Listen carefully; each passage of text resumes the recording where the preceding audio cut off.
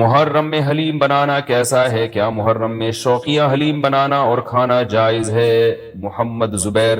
اور اسی سے ملتا جلتا ایک سوال ہے جی، حلیم کا تلفظ کیسے کریں؟ سبحان اللہ، یہ محرم میں لوگ حلیم بنائیں گے تو کچھ حلیم کو دلیم کہہ رہے ہوں گے، کچھ سلیم کہہ رہے ہوں گے، کچھ وسیم کہہ رہے ہوں گے، تو اس سے پھر سلیم اور وسیم کو تو غصہ آئے گا کہ یار ہمارا نام حلیم کو کیوں دے رہے ہو؟ تو یہ بھی سوال پوچھا ہے جی، حلیم کو حلیم بولنا چاہیے یا دلیم بولنا چاہیے؟ اس بارے میں وضاحت فرما دیں محمد طه۔ اچھا، یہ بھی محرم کے حوالے سے سوال پوچھا جاتا ہے جی، کیا قربانی کا گوشت محرم سے پہلے ختم کرنا ضروری ہے؟ عاقب شاہ دبئی سے پوچھتے ہیں جی، کچھ لوگ کہتے ہیں قربانی کا گوشت محرم سے پہلے ختم ہو جانا چاہیے، کیا یہ بات صحیح ہے؟ نہیں، ایسا کچھ نہیں ہے۔ قربانی کا گوشت آپ پورے سال چلا سکتے ہیں اگر محفوظ رکھ رہے ہیں، لیکن وہی ہے کہ کھا لیں جلدی تو اچھی بات ہے، تازہ تازہ گوشت کھا لیں۔ محرم میں بھی بہت 2 مہینے ہو جاتے ہیں، تاخیر ہو جاتی ہے، تو اس لیے بہتر یہی ہے کہ پہلے کھا کے ختم کریں، لیکن اگر کوئی محفوظ بھی رکھتا ہے تو کوئی گناہ اس میں نہیں ہے۔ اچھا، ایک اور سوال سبیلوں کے حوالے سے پوچھا جاتا ہے کہ محرم میں سبیلیں لگانا، ان سبیلوں سے پانی پینا، تو دیکھیں وہ بھی شیعہ حضرات کا مسلک ہے، ان کا کانسیپٹ ہے کہ وہ حضرت حسین کے نام کی سبیلیں لگاتے ہیں۔ میں بار بار کہہ رہا ہوں کسی کو چھیڑے نہیں، اپنا مسلک چھوڑے نہیں، دوسرے کو چھیڑے نہیں۔ یہ میں اہل سنت والجماعت کے لیے مسائل ریکارڈ کروا رہا ہوں کہ ہمارے لیے کسی بھی چیز کے جائز اور ثواب ہونے کے لیے دلیل کی ضرورت ہے۔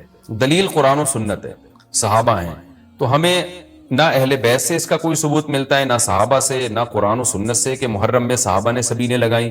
حضرت حسین رضی اللہ تعالیٰ عنہ کی شہادت کے بعد اہل بیت میں سے کسی نے سبیلیں لگائی ہوں یا انہوں نے سبیلیں لگانے کا حکم دیا ہو، کہیں بھی نہیں ملتا۔ یہ عمل بھی بدعت ہے، ناجائز ہے، اس سے اجتناب کریں۔ اور ایک عجیب بات ہے، کبھی آپ اس کو غم کا مہینہ کہتے ہیں اور کالے کپڑے پہنتے ہیں اور سبیلیں لگا کے لوگوں کو شربت پلا رہے ہیں، تو یہ تو خوشی کے موقع پہ ہوتا ہے نا، خوشی کے موقع پہ کھلایا پلایا جاتا ہے، تو یہ ایک کنفیوژن ہے کہ یہ خوشی منا رہے ہیں کہ غم منا رہے ہیں۔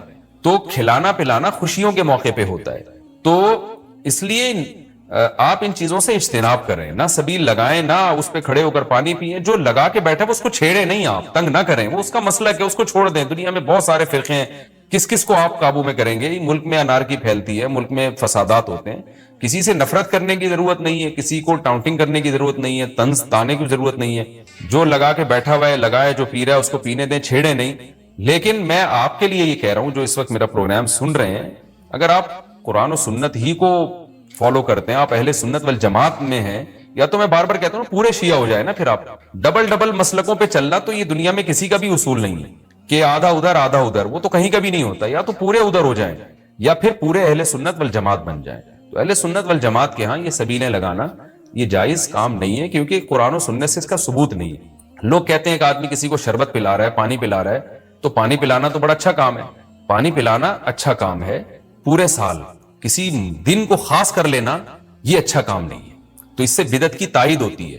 تو اگر کوئی پیاسا آپ کو نظر آتا ہے تو محرم میں ہو تو محرم میں بھی پلائیں، سفر میں ہو تو سفر میں بھی پلائیں، لیکن کوئی پیاسا نہیں ہے تو جیسے آپ پورے سال سبیلیں نہیں لگاتے تو محرم میں بھی نہ لگائیں آپ، کیونکہ اگر آپ پورے سال نہیں لگاتے، محرم میں لگا رہے ہیں، تو اس کی علامت ہے آپ اس مہینے کو سبیل کے حوالے سے خاص ویلیو دے رہے ہیں۔ تو اس ویلیو کی آپ کے پاس قرآن و سنت سے دلیل ہونی چاہیے۔ دلیل نہیں ہے تو ہمارے پاس دلیل ہے، نبی صلی اللہ علیہ وسلم نے فرمایا من احدث فی امرنا ھذا ما لیس منہ فہو رد وفی روایت فہو مردود۔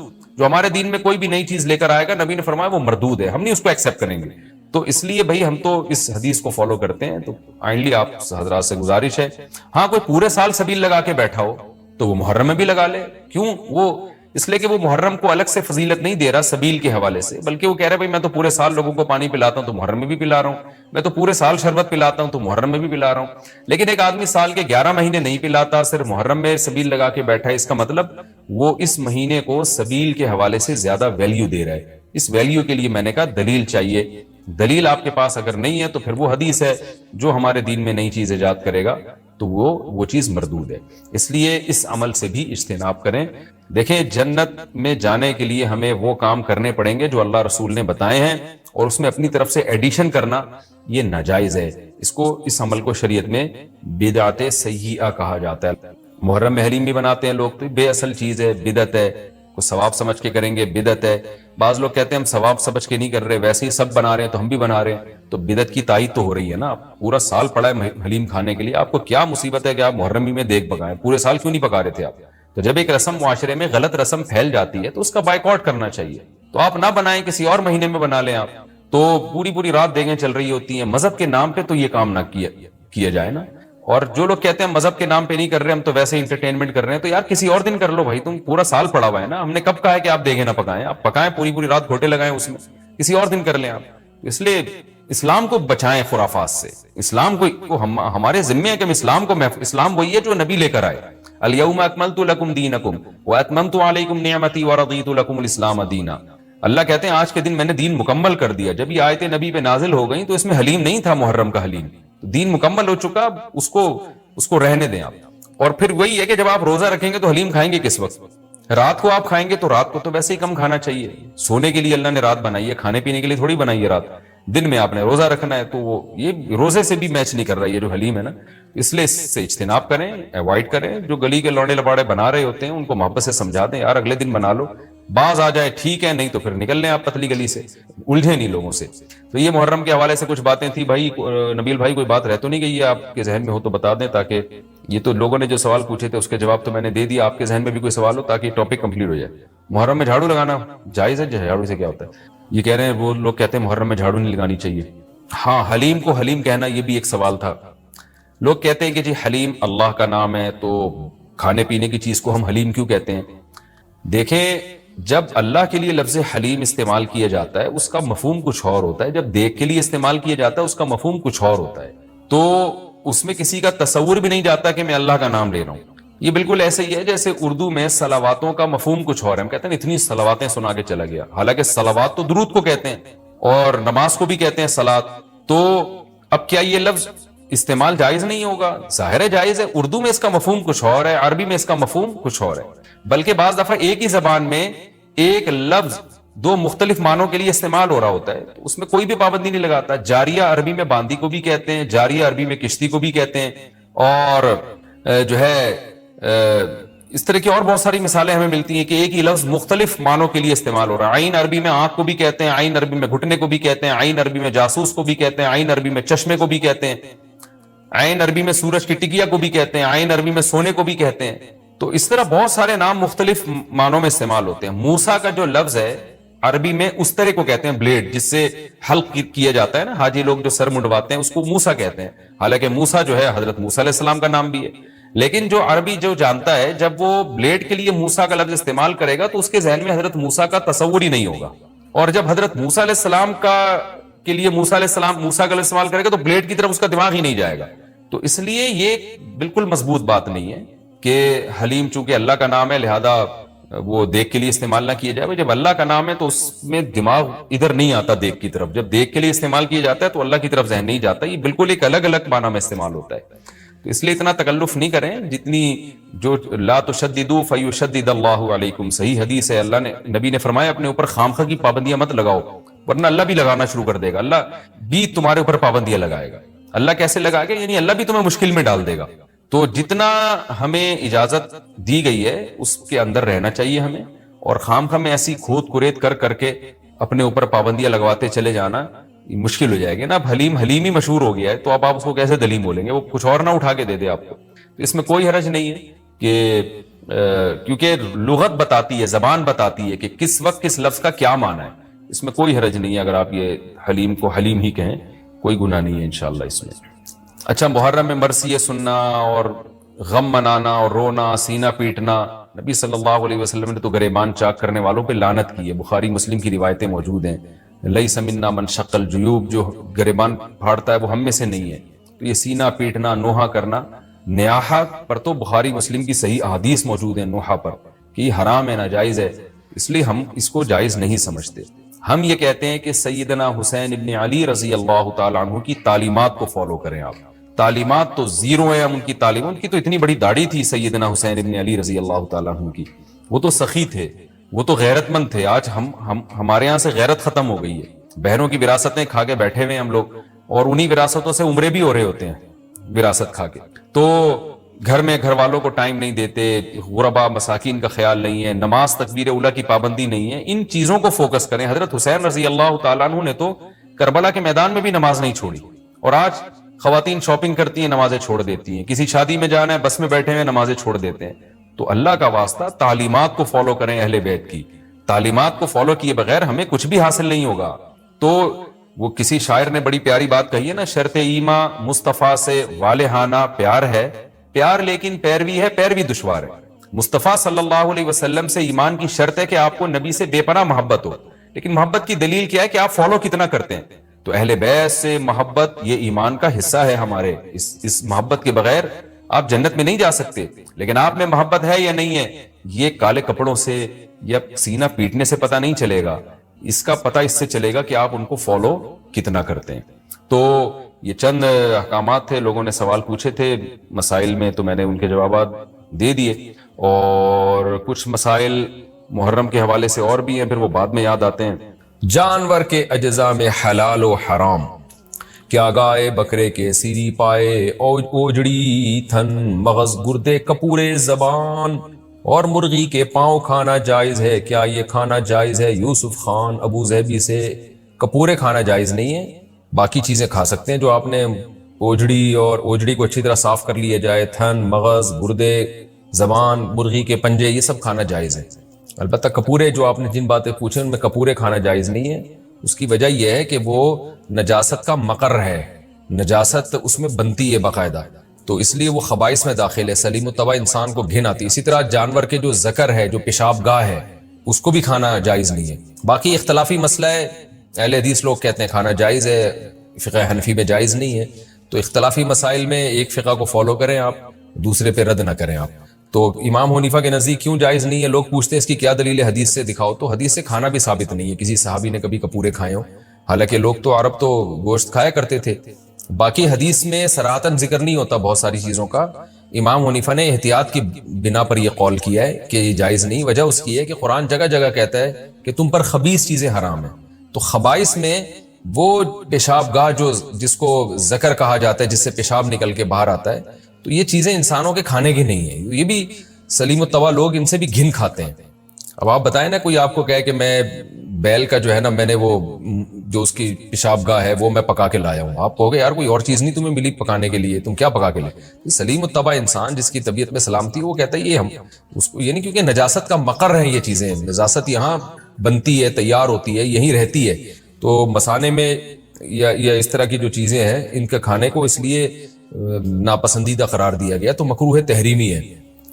تو باقی یہ کہ اختلافی چیزوں میں شدت جائز نہیں ہے، آپ فقہ حنفی کو فالو کرتے ہیں تو اس سے بالکل ایوائڈ کریں۔ اور جو اہل حدیث حضرات کھاتے ہیں تو ان سے بھی میں گزارش کرتا ہوں کہ دیکھیں اختلاف تو آ گیا نا، تو احتیاط کا تقاضا کیا ہے، نہ کھائیں آپ، اور کم چیزیں کھانے کی ان کو فوکس کریں آپ، تو احتیاط والے پہلو پر عمل کرنا چاہیے۔ یا تو ہوتا نا کہ باقی چیزیں حرام ہو جاتی ہیں، کھانے کو کچھ بچتا ہی نہیں، تو پھر ہم کہتے ہیں چلو یار اب کچھ کھانے کو ہے ہی نہیں، تو احتیاط کے پہلو کو ترجیح دے دیں، اس میں زیادہ بہتر ہے۔ مرغیوں کی لڑائی کرانا اور تماشا دیکھنا کیسا ہے؟ یہ اچھا ہو گیا سوال پوچھ لیا بھائی، میں بہت دنوں سے سوچ رہا تھا اس میں میں خود سے کلپ ریکارڈ کرواؤں گا، مجھے یاد نہیں رہتا تھا، لیکن عبد القیوم صاحب نے سندھ سے پوچھ لیا، بڑی نوازش عبد القیوم صاحب۔ ہمارے ہاں لوگ مرغوں کی لڑائی کرواتے ہیں، کیا یہ گناہ ہے؟ اور جو لوگ مرغوں کی لڑائی دیکھیں گے کیا ان کو بھی گناہ ہوگا؟ عبد القیوم صاحب بالکل گناہ ہے، حرام ہے، اس طرح سے جانوروں کو عذاب دینا یہ بہت شدید گناہ ہے۔ آپ بتاؤ، نبی صلی اللہ علیہ وسلم کی صحیح حدیث ہے کہ ایک شخص نے ایک عورت نے بلی کو باندھ دیا، وہ بھوکی پیاسی مر گئی، اللہ نے اس شخص کی، اس عورت کی ساری نیکیاں ضائع کر دی۔ جانور کو عذاب دینا بھی بہت بری بات ہے، اور جس نوعیت کی تکلیف دیں گے اسی نوعیت کا گناہ ہوگا۔ تو اس لیے اپنی جانوں پر رحم کریں۔ یہ مرغوں کو لڑانا کس طرح سے خونم خون ہو جاتے ہیں، ان کی کیا گزر رہی ہوتی ہے ان کے اوپر، اور لوگ تماشا دیکھ رہے ہوتے ہیں۔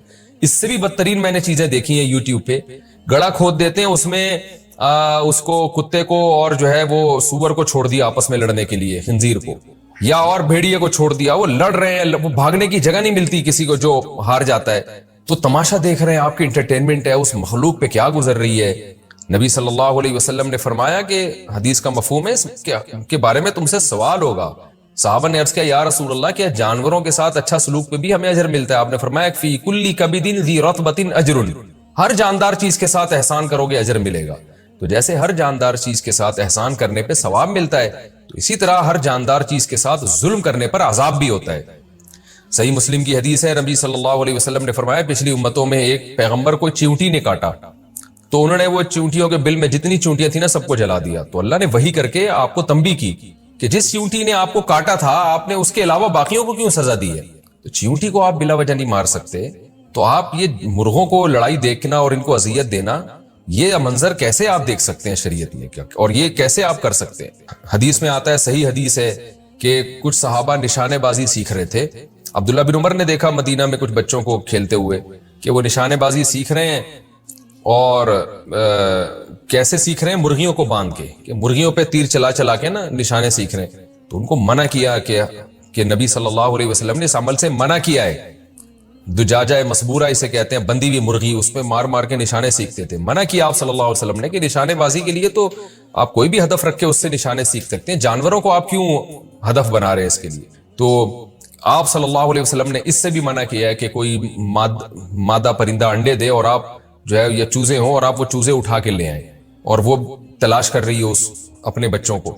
تو کوئی آپ کو انسان کو کوئی فائدہ اگر ہو رہا ہے اس سے، پھر ہمیں اجازت ہے کہ ہم جانوروں کو استعمال کر سکتے ہیں. فائدہ کیا ہو رہا ہے؟ ذبح کر کے اس کو کھانا ہے. اسی طرح آپ صلی اللہ علیہ وسلم نے شکار سے منع کیا، بغیر وجہ کا شکار، کہ آپ نے نہ جانور کھانا ہے، آپ ویسے انٹرٹینمنٹ کے لیے جانوروں کو تیر اندازی کر رہے ہیں. جیسے بعض لوگوں کو عادت ہوتی ہے، پرندہ بیٹھا ہوا ہے بس اس کو مار رہے ہیں بلا وجہ. بھائی کھانے کے لیے تو مار سکتے ہو آپ، ویسے نہیں آپ جانور کو مار سکتے. تو یہ ساری چیزیں قیامت کے دن ان سب کا حساب و کتاب دینا پڑے گا.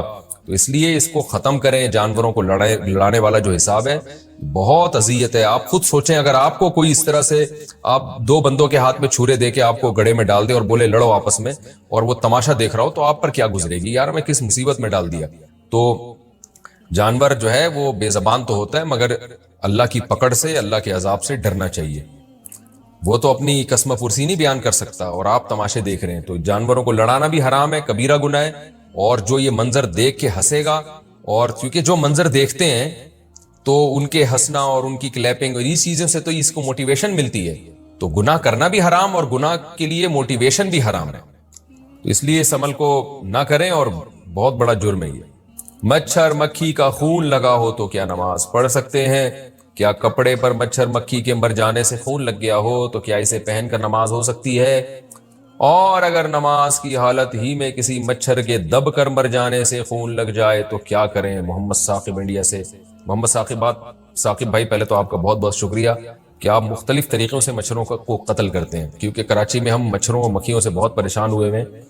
تو کبھی آپ کے نیچے دب کے مر رہے ہیں، کبھی آپ ہاتھ مار رہے ہیں تو مچھر کا خون کر رہے ہیں. جب بھی میں سنتا ہوں کہ کسی انسان نے مچھر کا قتل کیا ہے، خوشی ہوتی ہے کہ چلو دنیا سے چند مچھر تو ختم ہوئے. اور آپ کراچی والوں کے لیے بھی خصوصی دعا کریں. بارش کے بعد جو ہمارے ہاں مکھیوں کی ایک بھرمار ہے، جیسے فرعونیوں پر مینڈکوں کا عذاب مسلط ہوا تھا نا، تو ایسا لگ رہا ہے کراچی والوں پر مکھیوں کا عذاب مسلط ہوا ہے. غلط لوگوں کو بار بار کراچی والے سلیکٹ کرتے ہیں انتخابات کے لیے، جس کی وجہ سے کبھی مچھروں کا عذاب آتا ہے کراچی والوں پہ، کبھی مکھیوں کا عذاب آتا ہے. ابھی ہم نے اسٹوڈیو سے گھنٹہ لگا کے مکھیاں بھگائی ہیں بڑی مشکل سے، تو میں تمیز سے یہاں بیٹھا ہوں، ورنہ یہاں کا بھی منظر آپ دیکھ لیتے. بہرحال مسئلے کا جواب یہ ہے کہ مچھر مکھی کے خون سے کپڑے ناپاک نہیں ہوتے. وہ اگر دب کے قتل بھی ہو جائے تو صرف ثواب ہی ملتا ہے، وہ نماز آپ کی ہو جائے گی انشاءاللہ. اچھا بھائی، خون نکلنے سے کیا وضو ٹوٹتا ہے یا نہیں؟ کیا خون نکلنے سے وضو ٹوٹ جاتا ہے؟ ایک عالم نے بتایا کہ وضو نہیں ٹوٹتا، اور دلیل یہ دی کہ کسی جنگ سے واپسی پر ایک انصار صحابی جو پہرے داری پر مامور تھے، ان کو نماز کی حالت میں کسی مشرک نے زخمی کر دیا. ان کا کافی خون بہا مگر انہوں نے نماز نہیں توڑی. وضاحت فرما دیں سید اعجاز احمد. یہ حدیث اکثر پیش کی جاتی ہے جو آپ نے پیش کی ہے، اور رد کیا جاتا ہے. یہ دلیل کے طور پہ پیش کی جاتی ہے کہ جی دیکھو وہ تو صحابی خون نکل رہا تھا، نماز پڑھ رہے تھے، پھر بھی وضو نہیں ٹوٹتا ان کا. تو اس کا جواب یہ ہے کہ قرآن مجید سے پتہ چلتا ہے کہ خون نجس ہے. یہاں تک کہ جو فقہا اس کے قائل ہیں نا کہ خون نکلنے سے وضو نہیں ٹوٹتا، وہ بھی خون کو نجس اور ناپاک مانتے ہیں. تو اسی حدیث پر ہم ان پر بھی حجت پیش کرتے ہیں کہ یہ اس حدیث میں تو یہ کہ خون نکلا، تو چلو آپ نے کہہ دیا نکلنے سے وضو نہیں ٹوٹتا، لیکن کپڑے تو ناپاک ہو گئے نا، تو ان کی نماز کیسے ہو گئی؟ تو جو جواب آپ کا اس کے بارے میں ہے، وہی جواب ہمارا اس کے بارے میں، کہ خون نکلنے سے کپڑے تو ناپاک ہو رہے تھے نا ان کے. تو جب کپڑے ناپاک تھے پھر بھی انہوں نے نماز پڑھی، تو آپ کیا کہہ سکتے ہو؟ یہی کہو گے، یہ تو نہیں کہہ سکتے کہ خون پاک ہے، اس لیے کہ وہ تو قرآن سے پتہ چلتا ہے خون ناپاک ہے. تو آپ یہی تعویل کرو گے کہ بھائی ان صحابی کو اس وقت مسئلے کا علم نہیں تھا، اور نہ نبی صلی اللہ علیہ وسلم سے یہ ثابت ہے کہ نبی نے ان کو یہ کہا ہو کہ ہاں بھائی جو ہے نا جو خون آپ کا نکلا تھا اس سے آپ کا وضو نہیں ٹوٹا. تو نہ نبی صلی اللہ علیہ وسلم سے ان کی تائید ثابت ہے، یہ ان کا اپنا ذاتی عمل تھا. تو عین ممکن ہے ان صحابی کو مسئلے کا علم نہ ہو. یہ بھی ممکن ہے کہ خون کی نجاست کا حکم بعد میں نازل ہوا ہو، اس وقت تک شریعت کے یہ والا حکم شریعت کا آیا نہ ہو کہ خون نجس ہوتا ہے، ناپاک ہوتا ہے، تو باقی خون کے نکلنے سے وضو اس لیے ٹوٹتا ہے کہ خون نجاست ہے۔ اور حدیث میں آتا ہے، ایک صحابیہ نے نبی صلی اللہ علیہ وسلم سے عرض کیا کہ یا رسول اللہ مجھے استحاضہ ہوتا ہے نا، تو آپ نے فرمایا توضئی، وضو کر لیا کرو جب یہ خون نکلا کرے، فإنها دم عرق، یہ رگ کا خون ہے، یہ حیض نہیں ہے، لیست بالحیضہ، یہ حیض نہیں ہے، یہ رگ کا خون ہے جس کے نکلنے کی وجہ سے وضو ٹوٹ رہا ہے۔ تو اس لیے ہم بھی کہتے ہیں کہ جب بھی رگ سے خون نکلے گا تو وضو ٹوٹ جائے گا اسی حدیث کی بیس پہ، اور ویسے بھی نجس چیز ہے، نجاست کے زمین جسم سے نکلنے سے وضو ٹوٹ جاتا ہے، تو اگرچہ خون نکلنے کا سے وضو ٹوٹنے کا مسئلہ اختلافی ہے، مگر یہ حدیث امام حنیفہ کے خلاف پیش نہیں کی جا سکتی، وجہ اس کی ہے کہ نجس تو بہرحال ہے۔ اب بعض حضرات نے اس میں بڑی تعویلات کی ہیں کہ ہو سکتا ہے ایسے پچکاری خون کی نکلی ہو کہ کپڑے پہ نہ لگاؤ اور بالکل ایسے نکل کے، تو یہ ممکن نہیں ہے بھائی کہ جب زخم سے خون نکل رہا ہو تو ایسے پچکاری کے ساتھ کہ جسم اور کپڑوں پہ لگی نہ رہو، یہ پاسبل نہیں ہے۔ تو اس لیے اس حدیث کے ظاہر پر کسی کا بھی عمل نہیں ہے، تو یہ حدیث یہ اسی پر معمول ہے کہ ان صحابی کی اپنی ذاتی رائے ہوگی، اور یہ بھی ممکن ہے کہ ان صحابی کے جسم سے جب خون نکلا تو انہوں نے ہو سکتا ہے اپنے آپ کو معذور سمجھ لیا ہو۔ معذور آدمی کا وضو نہیں ٹوٹتا، معذور کا مطلب یہ کہ نماز ان کو یہ غالب گمان ہو کہ میں یہ جو بلیڈنگ مجھے ہو رہی ہے یہ نماز کے آخری وقت تک ہوتی رہے گی، اور میرے لیے اب طہارت کے ساتھ وضو کرنا ممکن نہیں ہے۔ بعض دفعہ پیشنٹ کی اتنی بلیڈنگ ہوتی ہے نا کہ اس کے لیے ممکن ہی نہیں ہوتا کہ وہ جب خون رکے گا تو وہ وضو کر کے نماز پڑھ لے گا، رکتا ہی نہیں ہے خون، تو یہ بھی ممکن ہے کہ ان صحابی کا یہ خیال ہو کہ میں معذوروں کی فہرست میں داخل ہو گیا ہوں، اس کا بھی امکان موجود ہے۔ تو کچھ بھی ہے، چونکہ یہ واقعہ چونکہ قرآن کے بھی خلاف ہے اور اس حدیث کے بھی خلاف ہے، تو اس لیے اس واقعے کی تعویل کی گئی ہے۔ ہمیں پیغمبر صلی اللہ علیہ وسلم اور صحابہ کی سیرت میں کیا ملتا ہے؟ میں ایک آیت سے آپ کو سمجھاتا ہوں۔ مشرکین مکہ حضرت ابراہیم علیہ الصلاۃ والسلام کے نسب میں ہونے پر اور آپ سے محبت پہ بڑا فخر کیا کرتے تھے کہ ہم ابراہیم کی اولاد میں ہیں، ہم ابراہیم کے دین پہ ہیں۔ اللہ نے کیا فرمایا رسول اللہ صلی اللہ علیہ وسلم سے کہ ان اول الناس بابراہیم للذین اتبعوہ، اے نبی آپ ان سے کہہ دیجئے ابراہیم سے محبت کے خالی پیلی کے دعوے مقبول نہیں ہیں، ابراہیم کے زیادہ حقدار وہ ہیں جو ابراہیم علیہ السلام کی اتباع کرتے ہیں، اور یہ پیغمبر اور صحابہ یہ ابراہیم علیہ السلام کے دین کو فالو کرتے ہیں، اور تم ابراہیم کے دین کو فالو نہیں کر رہے، ان سے محبت کے دعوے دار ہو۔ تو خالی محبت کے دعوے داری اللہ کے ہاں مقبول نہیں ہے، اللہ کے ہاں وہ محبت کی دعوے مقبول ہیں جس میں آپ محبوب کو فالو کر رہے ہو۔ سیدنا حسین ابن علی رضی اللہ تعالی عنہ جو جنت کے جوانوں کے سردار ہیں، آپ سے محبت کا دعویٰ اس وقت مقبول ہوگا جب آپ سیدنا حسین کی سیرت کو فالو کریں گے۔ رونا پیٹنا ماتم کرنا یہ سیدنا حسین اور اہل بیت کی سیرت نہیں ہے۔ صبر کرنا، ظالم کے سامنے ڈٹ جانا، جان کے خوف سے اپنی پالیسیوں سے پیچھے نہ ہٹنا، یہ سیدنا حسین ابن علی رضی اللہ عنہ کی سیرت ہے جو آج ہمیں کہیں بھی نظر نہیں آتی۔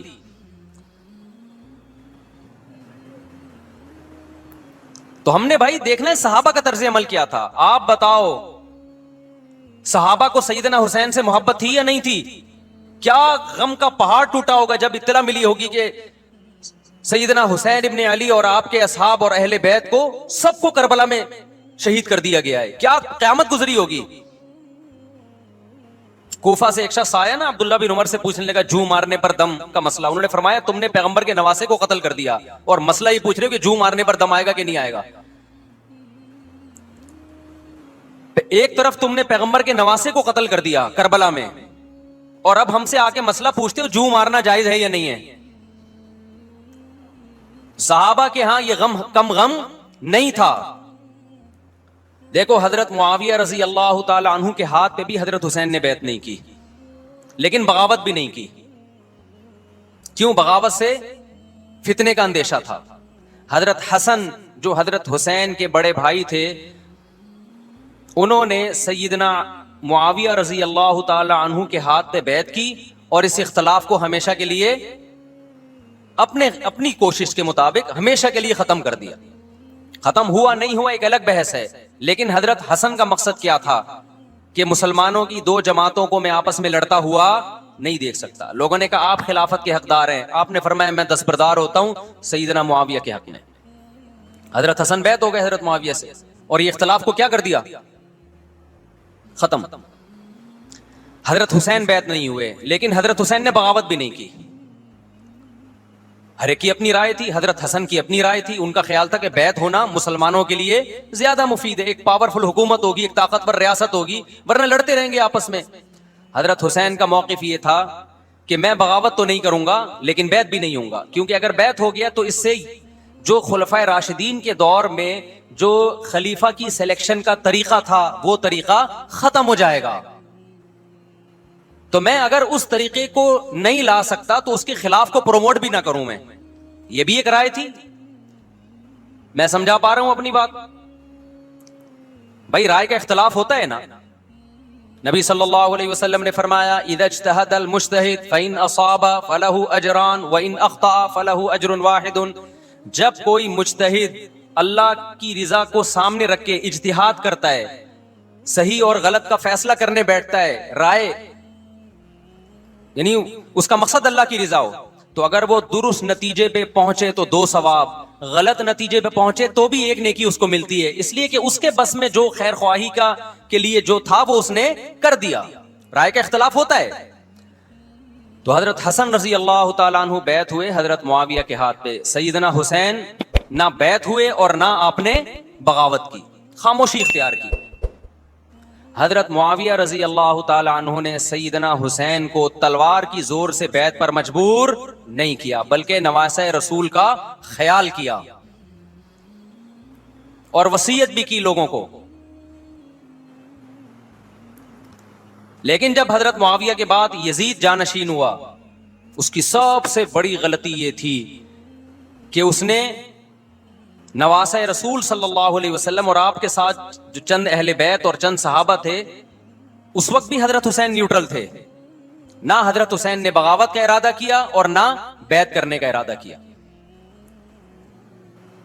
یزید ابن معاویہ کو چاہیے تھا کہ سیدنا حسین رضی اللہ عنہ کو اپنے حال پہ چھوڑ دیتا, اپنے والد کی طرح.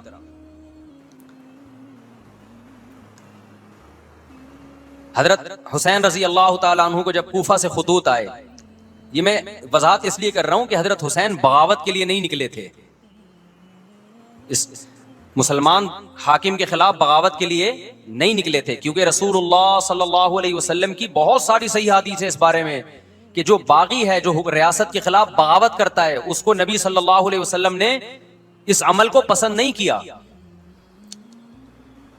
تو حضرت حسین رضی اللہ تعالیٰ عنہ کو کوفہ سے خطوط آئے کہ یہاں سارے کے سارے لوگ آپ کے ہاتھ پہ بیعت کرنے کے لیے تیار ہیں. ظاہر ہے جب کسی علاقے کے لوگ دارالخلافہ ہو اور سب بیعت ہونے کے لیے تیار ہوں تو پھر آپ کا جانا یہ بغاوت کا عمل نہیں کہلاتا. حضرت حسین رضی اللہ تعالیٰ عنہ اہل بیت کے ساتھ نکلے. کربلا میں جب پہنچے, مشہور واقعہ آپ 20 دفعہ سن چکے ہیں, وہاں جا کے آپ کو اطلاع ہوئی کہ وہ خبر غلط تھی, اور عبید اللہ بن زیاد نے ایک پورا لشکر بھیجا سیدنا حسین رضی اللہ تعالیٰ عنہ کو مجبور کرنے کے لیے کہ میرے ہاتھ پہ آپ زبردستی بیعت ہو جائیں. حضرت حسین رضی اللہ تعالیٰ عنہ نے مطالبے رکھے کہ یا تو مجھے واپس جانے دیا جائے, اور اگر بیعت کرنا ہی ہے تو میں دمشق میں امیر کے ہاتھ پہ جا کے بیعت کروں گا. بہت معقول مطالبے تھے یہ. میرا مقصد ابھی کربلا کا واقعہ بیان کرنا نہیں ہے, اس پہ بہت کچھ کہا جا چکا ہے, خود میرا بھی بیان اس پہ تفصیل سے ہو چکا ہے. اس کے بعد بھی سیدنا حسین رضی اللہ تعالیٰ عنہ کو مجبور کرنا کہ عبید اللہ بن زیاد جو بدبخت انسان, جو قاتل تھا اہل بیت کا, اسی کے ہاتھ پہ لازمی بیعت ہوں, جبکہ وہ امیر بھی نہیں ہے, وہ گورنر ہے ایک علاقے کا. تو نواسہ رسول کا خیال نہ کرنا یہ بدترین ظلم تھا جو اس وقت حکومت سے ہوا ہے. حضرت حسین رضی اللہ تعالیٰ عنہ, دیکھو نبی صلی اللہ, آج ہم دیکھتے ہیں کہ جو بڑا آدمی ہوتا ہے نا اس کی قربانیاں ہوتی ہیں, اس کی بڑی بڑی قربانیاں ہوتی ہیں. چھوٹے اپنے بڑوں کی قربانیوں کو کیش کراتے ہیں. آپ نے دیکھا ہوگا فلاں نے بڑی قربانیاں دی اور بچے موج کر رہے ہیں, دیکھا نا آپ نے. لیکن اللہ تعالیٰ نے رسول اللہ صلی اللہ علیہ وسلم کے نسب کو اس سے محفوظ کیا. ہمارے نبی کے 2 بیٹے حسن حسین, آپ کی نسل حضرت فاطمہ سے چلی ہے, دونوں شہید ہوئے ہیں. اس میں بہت بڑی حکمت تھی کہ پیغمبر صلی اللہ علیہ وسلم نے سب سے پہلے تربیت اپنے گھر والوں کی ہے. آج لوگ باہر فنٹر بنے ہوئے ہوتے ہیں, تبلیغیں کر رہے ہوتے ہیں, اپنے گھر کی ان کو پرواہ نہیں ہوتی. نبی صلی اللہ علیہ وسلم نے سب سے پہلے جو تربیت کی ہے کس کی ہے؟ حضرت حسن اور حسین کی ہے. تو جب کربلا میں آپ کو چاروں طرف سے گھیر لیا گیا اور آپ کو مجبور کیا گیا کہ آپ نے ابن زیاد کے ہاتھ پہ بیعت کرنا ہے, تو آپ نے اس ذلت کو گلے لگانے سے انکار کر دیا. آپ کو 100% یقین تھا کہ اتنے بڑے لشکر کے سامنے میں ٹھہر نہیں سکتا, اسباب کی دنیا میں فتح کی امید نہیں ہے. لیکن حضرت حسین رضی اللہ تعالی عنہ نے لڑنے کا فیصلہ کر کے اور شہادت کو قبول کرنے کا فیصلہ کر کے ابن زیاد اور اس زمانے کے حکمران جو اس قتل پہ راضی تھے, قیامت تک کے لیے ان پہ لعنت کے سلسلے کا دروازہ کھول دیا. بعض دفعہ اللہ بھی یہ چاہتے ہیں کہ بدبختوں کو ڈھیل ملے تاکہ ان کا جرم سنستدرجہم من حیث لا یعلمون. قرآن کہتے ہیں نا ہم ان کو ڈھیل دیں گے, ان کو برائی میں ہم آگے بڑھنے دیں گے, ایسے بڑھنے دیں گے کہ ان کو خود بھی پتہ نہیں چلے گا, تاکہ قیامت کے دن ان کا عذاب ان کو کئی گنا بڑھا کر دیا جائے. اب میرے بھائی ہمارے لیے کیا سبق ملتا ہے؟ جب یہ واقعہ ہوا عالم اسلام میں کوہرام مچ گیا, لیکن کیا اس واقعے کے بعد اہل بیت کی جو مقدس اور پاکیزہ عورتیں تھیں, کیا انہوں نے نوحہ کیا یا صبر کیا؟ آپ کا ضمیر کیا کہتا ہے, انہوں نے نوحے پڑے ہوں گے یا صبر کیا ہوگا؟ بولو بھائی, صبر کیا. عبداللہ بن عمر رضی اللہ تعالیٰ عنہ جو کوفہ والوں کو ملامت کیا کرتے تھے کہ تم جو مارنے کے مسئلے ہم سے پوچھتے ہو, تم نے حسین کا قتل کر دیا, تو یہ حضرت ابن عمر نے اسی لیے کہا نا کہ آپ کو اس کا غم ہوا تھا. تو ابن عمر کا عمل کیا تھا؟ کیا انہوں نے ماتم کیا؟ کیا انہوں نے چھوروں سے اپنے آپ کو مارا؟ حضرت حسین کا قتل بھی ظالمانہ, اور اس سے پہلے سیدنا عثمان کا قتل بھی ظالمانہ. اگر نوحہ یا ماتم جائز ہے تو حضرت عثمان کی شہادت کے دن بھی جائز ہے, حضرت حسین کی شہادت کے دن بھی جائز ہے. اور اگر ناجائز ہے تو جیسے عثمان کی شہادت کے دن ناجائز, حسین کی شہادت کے دن بھی ناجائز ہے. سمجھ میں آ رہی ہے بات کہ نہیں آ رہی ہے؟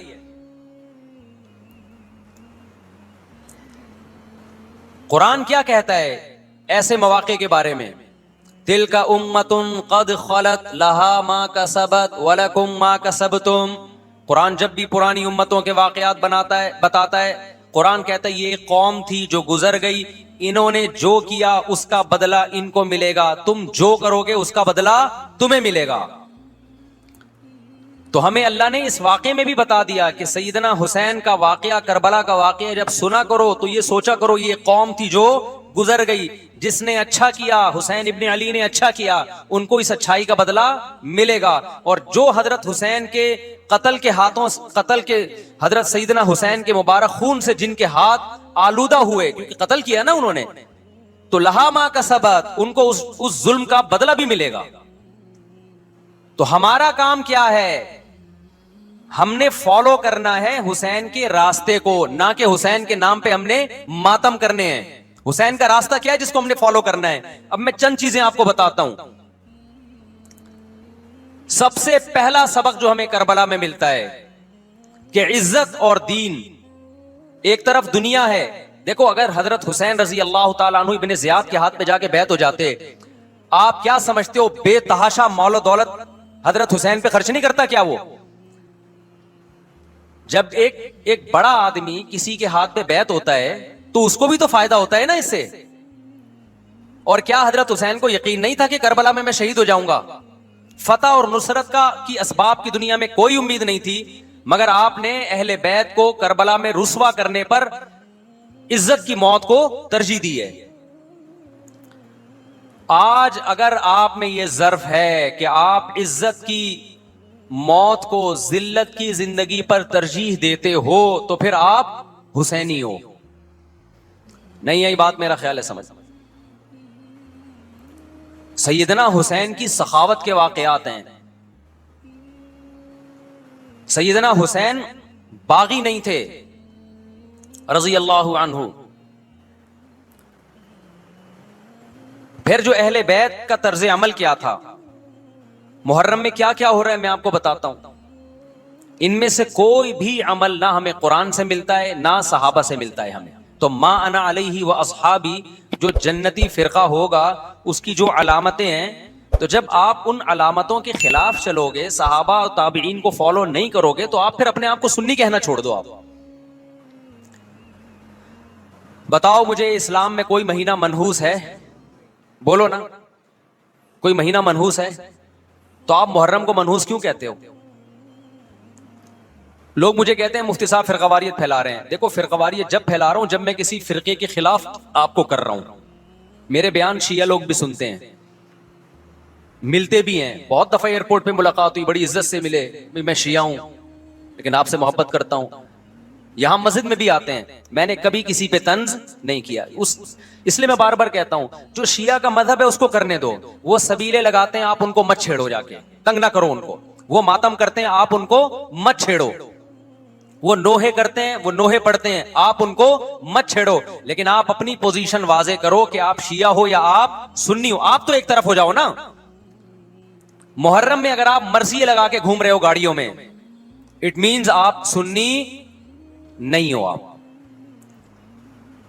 نبی صلی اللہ علیہ وسلم کی حدیث ہے ہمارے پاس، ہم اہل سنت والجماعت ہیں، ہم سنت کو فالو کرتے ہیں. تو سنت کیا کہتی ہے؟ میتوں پہ گریبان چاک کرنا، میتوں پہ چیخو پکار کر کے رونا.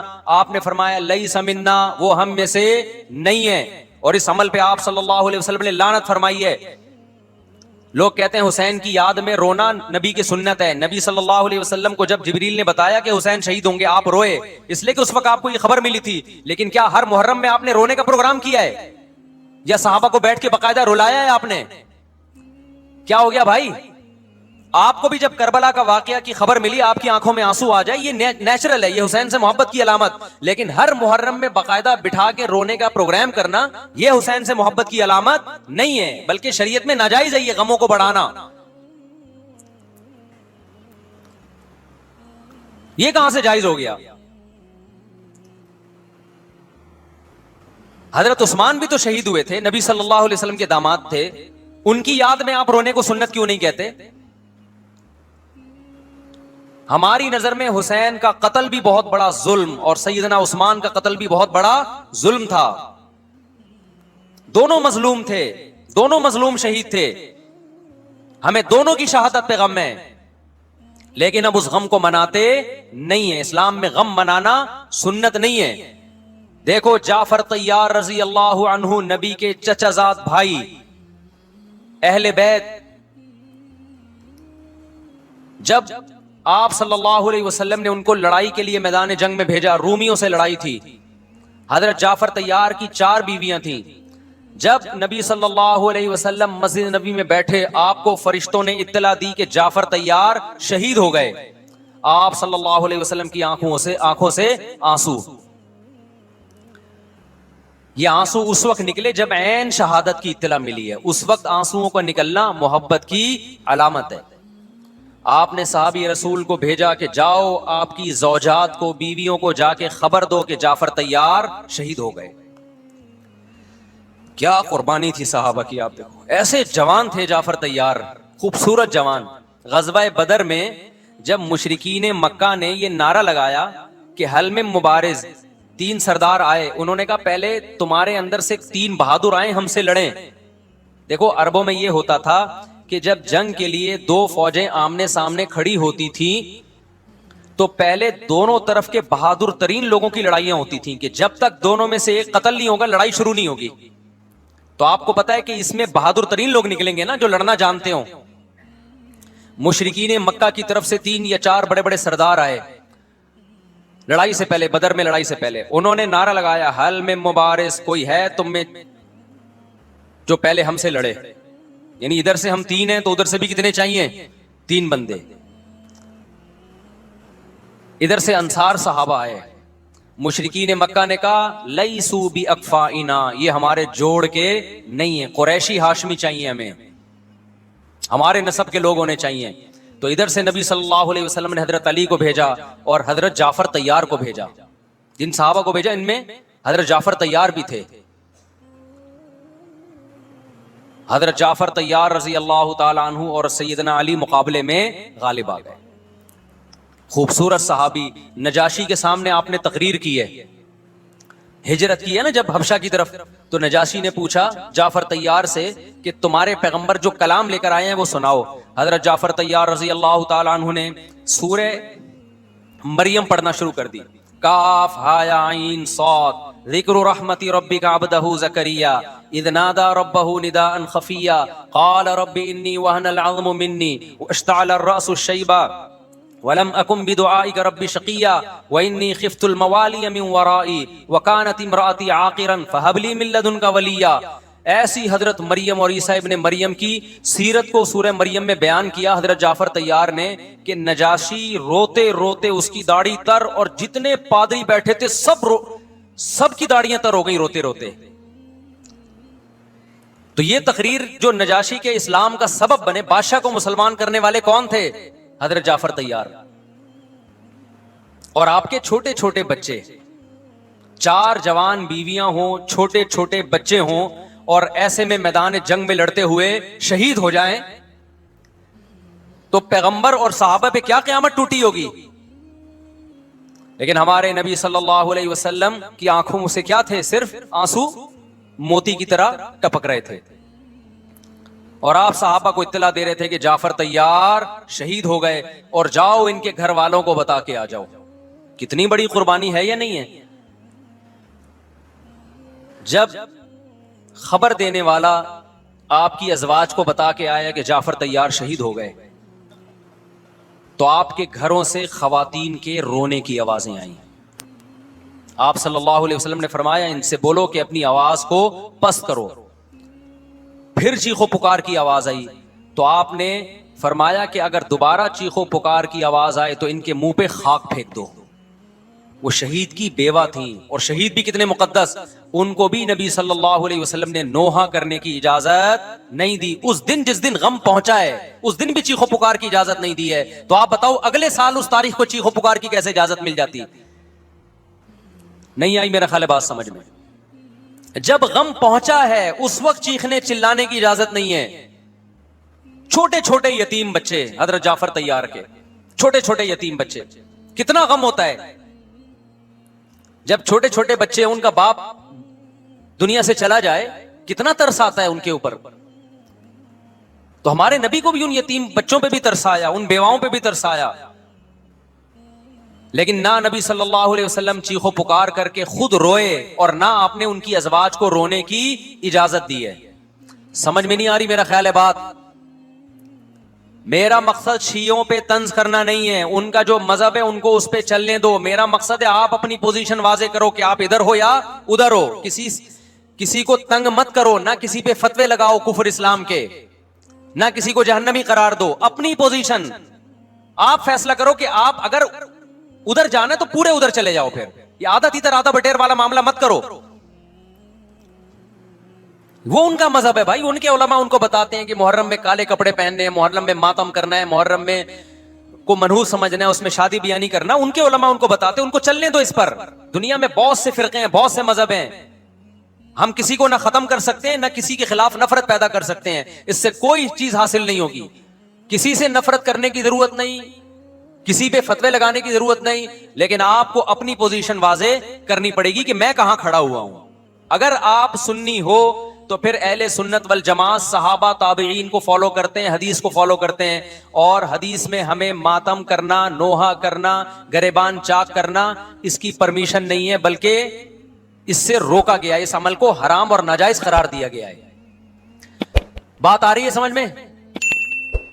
باقی جو شیعہ حضرات کرتے ہیں, ہمارے دوست ہیں شیعہ, میں مذاق میں نہیں کہہ رہا, ملتے ہیں ہم سے, میں کبھی ان سے مذہب کے ٹاپک پہ بات نہیں کرتا, نہ ان کو کبھی چھیڑتا ہوں کہ آپ یہ کیوں کر رہے ہو, یہ کیوں نہیں کر رہے. بھائی اس کا مذہب ہے, وہ اس کا فرقہ ہے, جو کرنے دو اس کو, ہم نہیں کرتے. کیونکہ ہم اہل سنت والجماعت میں. سمجھ میں آ رہی ہے بات کہ نہیں آ رہی؟ پھر ربیع الاول کا مہینہ آئے گا, اس میں بھی آپ اپنی پوزیشن واضح کرو کہ آپ ادھر ہو یا ادھر ہو.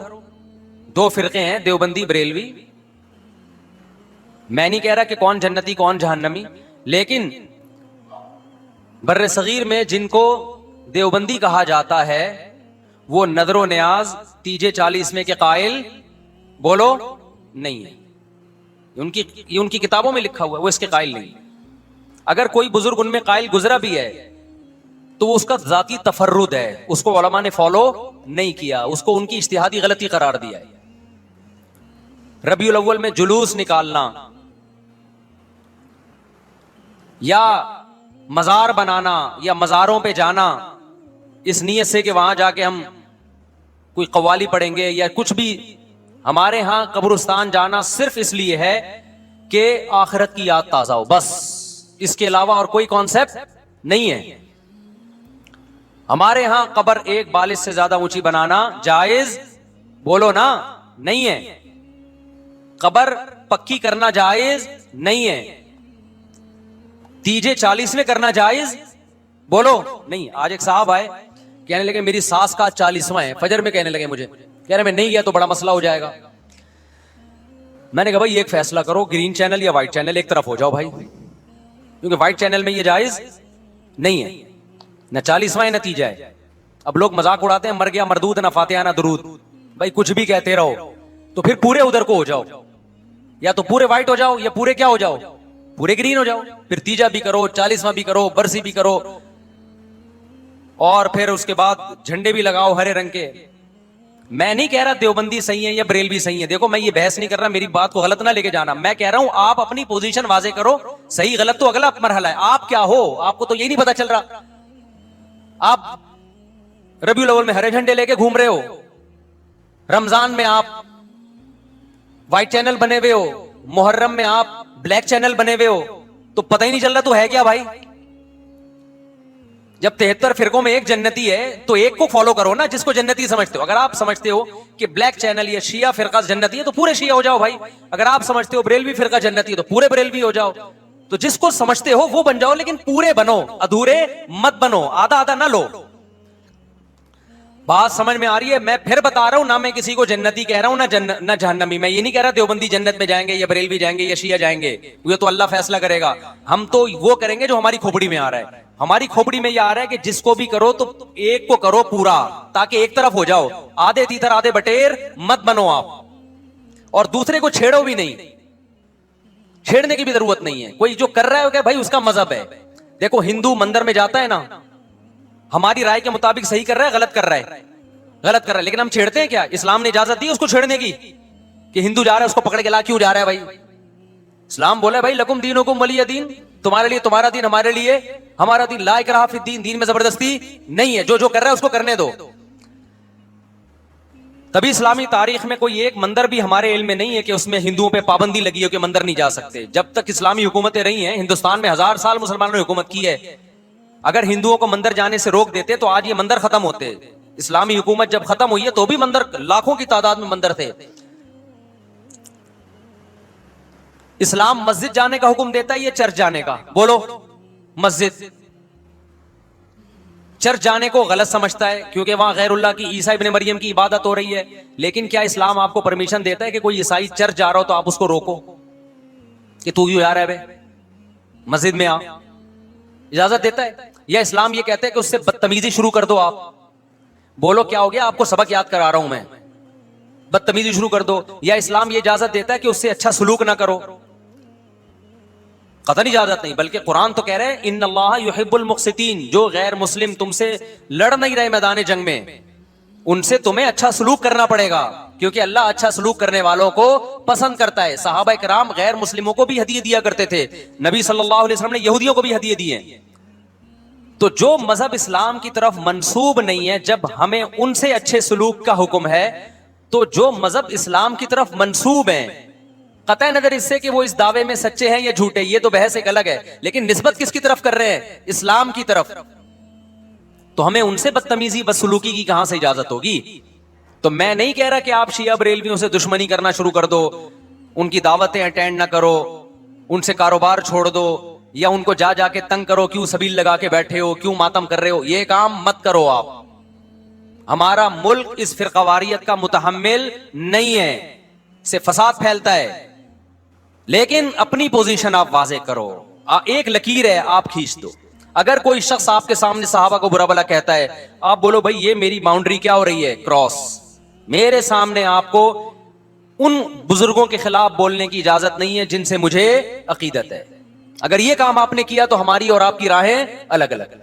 آپ کا جو مذہب ہے بھائی, آپ بند کمرے میں, آپ کے امام بارگاہ میں, آپ کے مسجدوں میں, جہاں بھی ہے وہ آپ کا نجی معاملہ ہے. ہمارے سامنے آپ نے کوئی ایسی بات نہیں کرنی جو ہمارے عقیدے کے خلاف, تو آپس میں دوستی رہے گی. اب دیکھو عیسائی آپ سے ملتا ہے, آپ گپ شپ کرتے ہو, کھانا کھاتے ہو, لیکن عیسائی بار بار بولے میں آپ کے نبی کو نہیں مانتا, میں آپ کا نبی, آپ بولے گا بھائی تو نہیں مانتا تو ہم نے کب کہا کہ مان تو, لیکن میرے سامنے بار بار کیوں کہہ رہے کہ میں تیرے نبی کو نہیں مانتا. یہاں سے آپ کی اس کی دوستی کیا ہو جائے گی, پھر ختم. تو غیر مسلموں کو بھی دو قسمیں, کسی بھی مسلک کے لوگوں سے ملو, کسی بھی فرقے کے لوگوں سے ملو, کوئی جھگڑا نہیں, کوئی بحث نہیں, ایک دوسرے کو کھانا بھی ہے, ایک دوسرے کو کھلانا بھی ہے, ایک دوسرے سے کھانا بھی ہے, ایک دوسرے کی دعوتوں میں بھی شرکت کرنی ہے.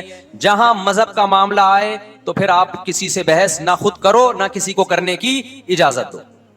اگر کوئی کچھ سیکھنا چاہتا ہے تو آپ بولو بھائی علماء کے پاس آ جاؤ, آپ کو کوئی اشکال ہے تو ہم وہاں آپ کا اشکال حل کر دیں گے. اس سے آگے بڑھنے کی کوشش بولو مت کرو, اس سے ملک میں امن ہوگا. باقی فرقے ہمیشہ سے ہیں بھائی, آج کوئی نئے تھوڑی ہیں, اور یہ ہمارا کام تھوڑی ہے فرقے ختم کرنا. یہ تو عیسیٰ ابن مریم جب نازل ہوں گے, حضرت مہدی آئیں گے, وہ تلوار کی طاقت سے ختم کریں گے, ان کے پاس یہ اتھارٹی ہوگی کہ وہ فرقوں کو ختم کریں. آپ نے یہ کرنا ہے کہ دوسرے کے مسلک کو چھیڑنا نہیں ہے اور اپنا چھوڑنا نہیں ہے. مسئلہ آپ کے ساتھ یہ ہو رہا ہے کہ دوسرے کو چھیڑ بھی رہے ہو اور اپنا چھوڑ بھی رہے ہو, دونوں الٹے کام کر رہے ہو. ایک طرف بحث کر رہے ہوتے تم ایسے, اور دوسری طرف وہی بنے ہوئے ہوتے تھوڑے دنوں میں جا کے. ہاں وہ بتا رہا ہوں, وہ نظر و نیاز والی نہیں, وہ سب کو پتا ہے. ہاں ایسی دعوت نہ ہو جس میں بدعت کی تائید ہو.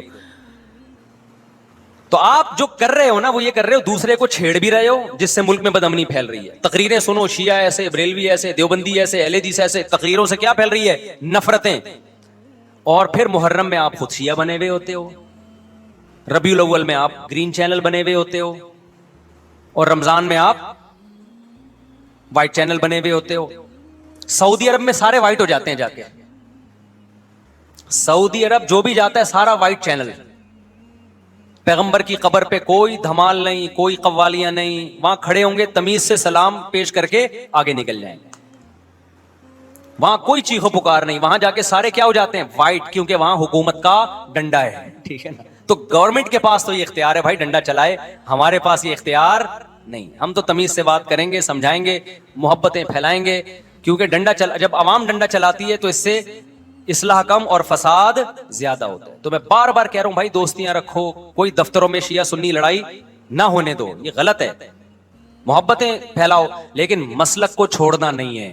جب کوئی آپ سے کہے محرم میں یہ کام کرو, بولو بھائی ہم چونکہ اہل سنت والجماعت میں سے ہیں, ہم چونکہ سنی ہیں, لہذا ہمارے ہاں کوئی مہینہ ہمارے مذہب کے مطابق منحوس نہیں ہے. پھر کوئی آپ کو اصرار کرے نہیں یہ نہیں یہ نہیں یہ, آپ بولو بھائی ہم تم پہ اپنا مسلک تھوپ رہے ہیں کیا؟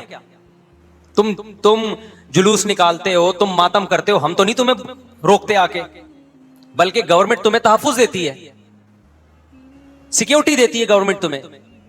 تو جب ہم اپنا مسلک تم پہ نہیں تھوپتے تو تم اپنا مسلک ہم پہ کیوں تھوپ رہے ہو بھائی؟ تو ہم محرم میں بھی شادی کریں گے, ربیع الاول میں بھی کریں گے, سفر میں بھی کریں گے, رمضان میں بھی کریں گے. ہم نے تو 4 کرنی ہے, ہم مہینوں کے حساب سے شروع کر دیں تو پھر ہمارے تو بڑے مسئلے ہو جائیں گے بھائی. سمجھ میں آ رہی بات کہ نہیں آ رہی؟ حضرت جعفر طیار اہل بیت میں سے تھے, کتنی زوجات تھیں؟ 4 تھیں. حضرت علی کی کتنی تھیں ایک وقت میں؟ حضرت فاطمہ کے دنیا سے جانے کے بعد 4 تھیں. یہ بھی ہے سنت میں, نکاح کو فروغ دو, یہ اہل بیت کا طریقہ ہے تاکہ سوسائٹی میں زنا کم ہو, بیوہ طلاق یافتہ عورتوں کو ٹھکانہ ملے. خیر, تو اب میں بات سمیٹ کے ختم کر رہا ہوں. لوگ کہتے ہیں محرم میں ہم نکاح کیوں کریں بھائی, فرض واجب تو نہیں ہے نا, چلو حرام نہیں ہے لیکن فرض بھی تو نہیں ہے نا. لوگ یہ بھی کہتے ہیں, دیکھو جب قرآن نے کسی چیز کو حلال قرار دیا ہو نا, تو قرآن اس کو پسند نہیں کرتا کہ آپ عملاً اس کو حرام کر دو. دیکھو مشرکین مکہ کیا کرتے تھے, بتوں کے نام پہ جانور چھوڑتے تھے, پھر ان کا گوشت نہیں کھاتے تھے.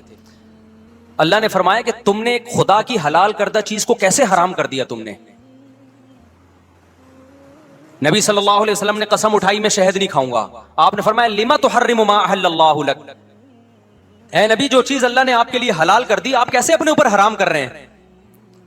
اس سے پتا چلتا ہے کہ اگر آپ محرم میں نکاح کرنا چاہتے ہیں لیکن آپ یہ سوچ کے ڈیلے کر دیتے ہیں کہ بھائی اس مہینے میں لوگ نکاح کو برا سمجھتے ہیں، تو یہ ڈیلے کرنا آپ کے لیے ناجائز ہوگا، کیونکہ لما تحرم ما احل اللہ لک، اللہ نے جس چیز کو تمہارے لیے حلال کیا تم نے کس دلیل کی بیس کے پر اپنے اوپر پابندی لگائی ہے اس پر؟ ایک تو ہے نا کسی کو شادی کا خیال ہی سفر میں آ رہا ہے، ربیع الاول میں آ رہا ہے، وہ تو ایک الگ بات ہے، لیکن اس کا نکاح محرم میں ہونا تھا، صرف محرم کی وجہ سے وہ ڈیلے کر رہا ہے کہ جی میں ربیع الاول میں لے کے جاؤں گا۔ یہ ڈیلے کرنا قرآن و سنت پہ زیادتی ہے یا نہیں ہے؟ یہ اللہ کے حلال کو عملاً حرام کرنا ہے یا نہیں ہے؟ نہیں ہے یہ بات سمجھ میں؟ پھر اگر کوئی شیعہ آپ سے کہتا ہے کہ بھئی آپ ہمیں چھیڑنے کے لیے یہ کام کر رہے ہو، آپ بولو نہیں بھائی ہم آپ کو چھیڑنے کے لیے نہیں کر رہے، آپ کا مسلک ہے، آپ اس پر عمل کریں، ہمیں اس پہ کوئی اعتراض نہیں ہے، لیکن ہم کس کے پر عمل کریں گے؟ ہم اہل سنت والجماعت ہیں۔ کتنے صحابہ ہیں، خود نبی کی نکاح محرم میں ہوا ہے، اور ویسے بھی ہمارے ہاں شہادت ایک منحوس عمل نہیں ہے، شہادت ایک مبارک عمل ہے۔ 10 محرم پہلے سے فضیلت والا دن تھا، محرم پہلے سے فضیلت والا مہینہ تھا، حسین ابن علی کی شہادت سے اس مہینے کے تقدس کو 4 چاند لگ گئے ہیں اور مقدس ہو گیا یہ مہینہ۔ یہ کیسی بات ہے جو شہادت کا دن ہو ہم اس کو منحوس قرار دے دیں؟ بھائی ہمارا یہ جگرا نہیں ہے، سمجھتے ہو کہ نہیں سمجھتے ہو؟ تو اس لیے محرم میں اگر کسی نے نکاح کرنا ہے اس کو ڈیلے مت کرو میرے بھائی۔ لوگ کہتے ہیں فرض تو نہیں ہے نا، آپ اگر اس کے نحوست منحوس ہونے کی وجہ سے ڈیلے کر رہے ہو تو پھر آپ پہ فرض ہوگا کرنا۔ کیوں؟ اس آیت کی روشنی میں لما تحرم ما احل اللہ لک، اے نبی جس چیز کو اللہ نے حلال قرار دیا آپ کس دلیل کی بیس پہ اس کو اپنے اوپر حرام کرتے ہیں؟ سمجھتے ہو کہ نہیں سمجھتے؟ تو اسی طرح یہ جو باقی کام محرم میں ہو رہے ہیں، مرثیے سن رہے ہیں لوگ، نوحے سن رہے ہیں، رکشے والوں نے بھی لگائے ہوئے ہیں، تو بھائی شیعہ حضرات کا مسئلہ کہ ان کو کرنے دو، آپ یہ عمل مت کرو۔ اگر آپ سنی ہو تو پھر اہل سنت والجماعت کے ہاں میتوں پہ رونے کے مرثیے یہ جائز نہیں ہے، کیونکہ اس سے غم بڑھتا ہے۔ ہمارے نبی نے جعفر طیار رضی اللہ عنہ کی زوجہ کو، جن کا حقیقی غم تھا اس وقت، ان کو نہیں رونے دیا، تو ہمیں کیسے آپ صلی اللہ علیہ وسلم چیخو پکار کی اجازت دیں گے؟ اسی طرح محرم میں سبیلیں لگانا، اس کی بھی کوئی دلیل نہیں ہے۔ سیدنا حسین ابن علی وہ تو پیاس ظلم سے شہید ہوئے، وہ ایک طرف آپ کہتے ہیں وہ پیاسے تھے ان کو پانی نہیں ملا، دوسری طرف آپ اس دن میں لوگوں کو پانی پلا رہے ہیں، تو اس کی لاجک بھی نہیں بنتی کوئی۔ اسلام نے 10 محرم کو روزے کا دن قرار دیا، روزہ اور سبیل جمع نہیں ہو سکتے۔ سمجھتے ہو کہ نہیں سمجھتے؟ آپ کہہ سکتے ہیں کسی کو پانی پلانے پر کون پابندی لگا سکتا ہے؟ پانی پلاؤ بھائی پورے سال، اسپیسیفک ان دنوں میں کیوں پلا رہے ہیں آپ؟ تو جو شیعہ حضرات ہیں ان کا مسلک ہے، ان کو کرنے دیں۔ میں بار بار اس لیے کہہ رہا ہوں ایسا نہ ہو چھیڑ چھاڑ شروع کر دے جا کے، پہلے ہی ملک میں لڑائیاں بہت ہو رہی ہیں، دوبارہ ایک نئی جا کے پتا جہاں بھی سبیل لگی ہوئی ہے جا کے ان کو چھیڑنا شروع کر دو۔ سبیل کیوں لگا؟ چھیڑنے کی اجازت نہیں ہے کسی کو، آپ نہ لگائیں نہ پیئیں، بولے بھائی ہمارے لیے محرم ایسا ہے جیسے دوسرے مہینے ہوتے ہیں، 4 مہینے محترم ہے، محرم، رجب، ذی-قعدہ، ذی-الحجہ، تو جتنا ذی-قعدہ ذی-الحجہ ہے اتنا ہی محرم اور رجب ہے، تو جیسے ان مہینوں میں نارمل رہتے ہو اسی ان میں بھی ہم نے ایسے ہی رہنا ہے۔ سمجھتے ہو کہ نہیں سمجھتے ہو؟ اور حلیم کی دیگیں مت پکاؤ محرم کی راتوں میں، حلیم کھا سکتے ہو جب چاہو اس خاص ان دنوں میں، اور ویسے بھی جو لوگ پوری رات حلیم کے دیگڑے میں گھوٹے لگاتے ہیں صبح روزہ نہیں رکھتے ہو۔ کیا خیال ہے جب آپ پوری رات دیگڑے میں گھومتے رہو گے؟ دیکھا نہیں ہے پوری رات دیکھ کے اندر گھومتے رہتے ہیں، جیسے موت کے کنویں میں نہیں بائک چلاتا بندہ، تو صبح روزہ رکھے گا ایسا آدمی؟ تو یہ ساری چیزیں آپ کو اس کام سے روکتی ہیں جو سنت سے ثابت ہے۔ تو اللہ تعالی ہمیں محرم میں وہ کچھ کرنے کی توفیق عطا فرمائے جس کی ہمیں اللہ، اس کے رسول اور صحابہ نے پرمیشن دی ہے، اور ان تمام باتوں سے اللہ ہمیں بچنے کی توفیق عطا فرمائے جس سے اللہ، اس کے رسول اور صحابہ نے ہمیں بچنے کا حکم دیا ہے۔ اللہ تعالیٰ سمجھنے کی، عمل کی توفیق عطا فرمائے۔